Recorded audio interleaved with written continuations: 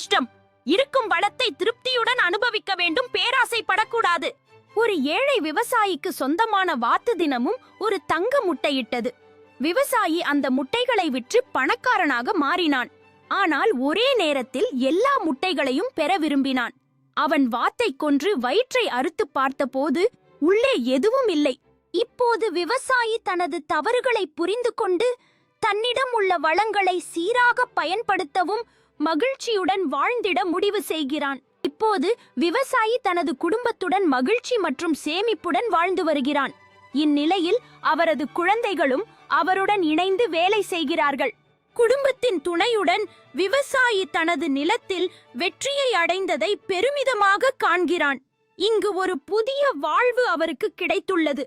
இந்த மகிழ்ச்சி வறுமை இருந்தாலும் நிலத்தை நேசித்து வாழ்வதற்கான முக்கியத்துவத்தை அவருக்கு உணர்த்தியது. விவசாயி தனது குழந்தைகளை உழைப்பின் முக்கியத்துவத்தை பற்றி கற்றுக் கொடுத்து அன்பு மற்றும் சமூகத்தின் அர்த்தத்தை உணர்த்துகிறார்.